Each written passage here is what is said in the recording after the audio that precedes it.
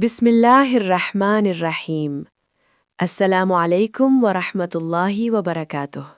قصص الانبیاء سیریز کی 21ویں قسط حصہ اول کے ساتھ ہم حاضر ہیں۔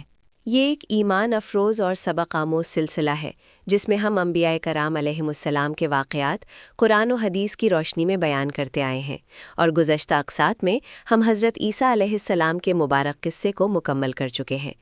اب ہم دنیا کی عظیم ترین ہستی، خاتم النبیین، رحمت للعالمین، حضرت محمد صلی اللہ علیہ وسلم کی مقدس سیرت طیبہ کے اس بابرکت سلسلے کا آغاز کر رہے ہیں۔ حصہ اول، نسب، ولادت اور بچپن سے لے کر چچا کی کفالت اور پہلا سفر شام۔ آج کی اس قسط میں ہم جانیں گے آپ صلی اللہ علیہ وسلم کا پاکیزہ نسب اور خاندان، ولادت باسعادت کے نورانی واقعات، بچپن کے اہم لمحات اور پرورش، اور پھر چچا کی کفالت میں زندگی کے ابتدائی مراحل یہاں تک کہ پہلا سفر شام۔ یہ وہ دور ہے جہاں سے ایک عظیم انقلاب کی بنیاد رکھی جا رہی تھی، ایک ایسا بچہ جو پوری انسانیت کے لیے رحمت بن کر آنے والا تھا۔ اللہ تعالی ہمیں سیرت النبی صلی اللہ علیہ وسلم کو سمجھنے اور اس پر عمل کرنے کی توفیق عطا فرمائے، آمین یا رب العالمین۔ پاکیزہ نسب۔ آپ صلی اللہ علیہ وسلم کا نسب مبارک روئے زمین کا سب سے اعلیٰ اور پاکیزہ نسب ہے، جو حضرت اسماعیل بن ابراہیم علیہ السلام سے جا ملتا ہے۔ آپ صلی اللہ علیہ وسلم کا سلسلہ نسب یوں ہے: محمد صلی اللہ علیہ وسلم بن عبداللہ بن عبد المطلب بن ہاشم بن عبد مناف بن قصی بن کلاب، اور یہ سلسلہ عدنان تک پہنچتا ہے جو حضرت اسماعیل علیہ السلام کی اولاد میں سے تھے۔ آپ صلی اللہ علیہ وسلم نے خود فرمایا، اللہ نے اولاد ابراہیم میں سے اسماعیل کو چنا، اسماعیل کی اولاد سے کنانہ کو، کنانہ میں سے قریش کو، قریش میں سے بنی ہاشم کو، اور بنی ہاشم میں سے مجھے چنا۔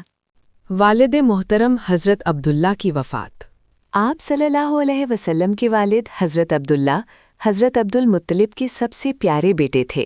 آپ کی شادی حضرت آمنہ بنت وہب سے ہوئی۔ شادی کے کچھ عرصہ بعد حضرت عبداللہ تجارت کی غرض سے ملک شام گئے۔ واپسی پر مدینہ یثرب میں بیمار ہوئے اور وہیں وفات پا گئے۔ آپ صلی اللہ علیہ وسلم اس وقت اپنی والدہ کے بطن مبارک میں تھے، یعنی آپ صلی اللہ علیہ وسلم پیدائشی یتیم تھے۔ ولادت باسعادت۔ عام الفیل یعنی ہاتھیوں والے سال میں 12 ربیع الاول، بعض روایات کے مطابق 9 ربیع الاول، پیر کے دن صبح صادق کے وقت آپ صلی اللہ علیہ وسلم کی ولادت مکہ مکرمہ میں ہوئی۔ ولادت کے وقت ایسے عظیم واقعات اور معجزات ظاہر ہوئے جنہوں نے دنیا کو ہلا کر رکھ دیا۔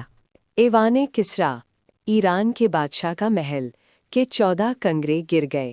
فارس، ایران کا آتش کدہ جو 1000 سال سے روشن تھا، خود بخود بجھ گیا۔ ساوا کی جھیل خشک ہو گئی۔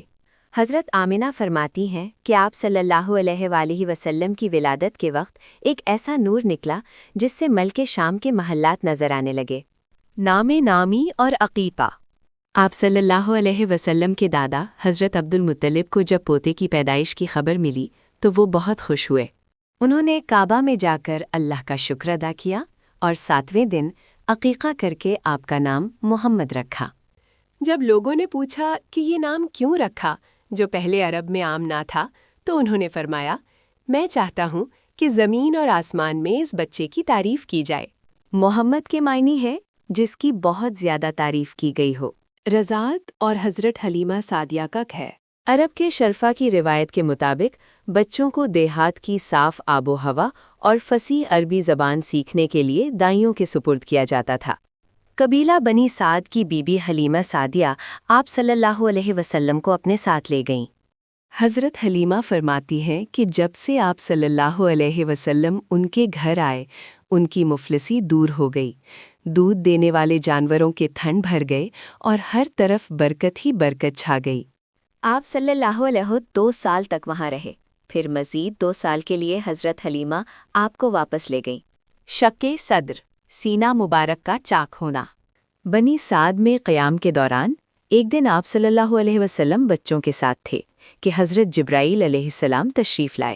انہوں نے آپ صلی اللہ علیہ وسلم کا سینہ مبارک چاک کیا، قلب اطہر نکالا اور اسے آب زمزم سے دھو کر سونے کے تشت میں رکھا اور دوبارہ اپنی جگہ رکھ دیا۔ اس واقعے کو دیکھ کر بچے ڈر گئے اور حضرت حلیمہ نے احتیاطاً آپ صلی اللہ علیہ وسلم کو مکہ آپ کی والدہ کے پاس پہنچا دیا۔ والدہ اور دادا کی وفات۔ جب آپ صلی اللہ علیہ وسلم کی عمر 6 سال ہوئی تو آپ کی والدہ حضرت آمنہ آپ کو لے کر مدینہ اپنے رشتہ داروں سے ملنے گئیں۔ واپسی پر ابوا کے مقام پر ان کا انتقال ہو گیا اور آپ صلی اللہ علیہ وسلم مکہ اپنی دایا ایمن کے ساتھ واپس آئے۔ والدہ کے بعد آپ کے دادا حضرت عبد المطلب نے آپ کی پرورش کی، لیکن جب آپ صلی اللہ علیہ وسلم 8 سال کے ہوئے تو ان کا بھی انتقال ہو گیا۔ مرتے وقت انہوں نے آپ صلی اللہ علیہ وسلم کی ذمہ داری آپ کے چچا حضرت ابو طالب کو سونپی۔ چچا ابو طالب کی کفالت۔ حضرت عبد المطلب کی وفات کے بعد آپ صلی اللہ علیہ وسلم کے چچا حضرت ابو طالب نے آپ کی پرورش کی ذمہ داری سنبھالی۔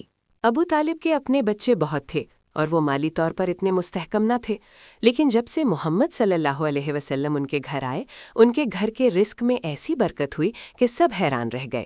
حضرت ابو طالب آپ سے اپنی اولاد سے بھی بڑھ کر محبت کرتے تھے۔ وہ آپ صلی اللہ علیہ وسلم کو اپنے ساتھ کھلاتے اور اپنے پاس ہی سلاتے تھے۔ جب بھی وہ آپ کو ساتھ بٹھا کر کھانا کھاتے، کھانا سب کے لیے پورا ہو جاتا اور سب کا پیٹ بھر جاتا، لیکن اگر آپ صلی اللہ علیہ وسلم شامل نہ ہوتے تو کھانا کم پڑ جاتا۔ پہلا سفر شام اور بحیرہ راہب کا واقعہ۔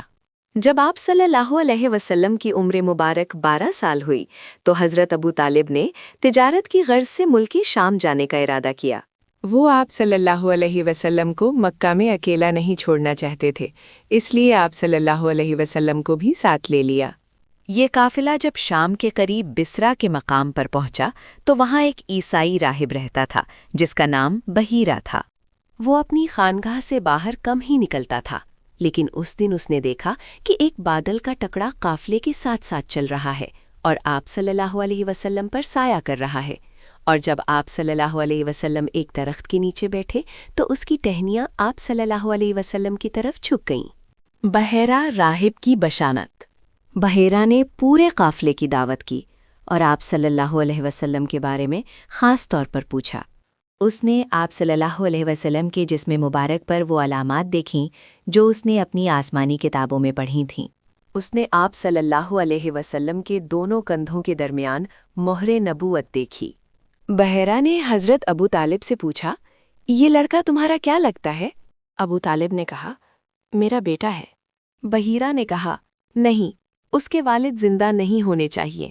تب ابو طالب نے بتایا کہ یہ میرا بھتیجا ہے اور اس کے والد اس کی پیدائش سے پہلے ہی فوت ہو چکے تھے۔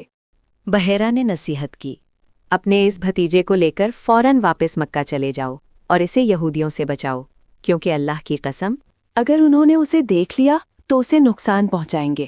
تمہارے اس بھتیجے کی شان بہت بلند ہونے والی ہے۔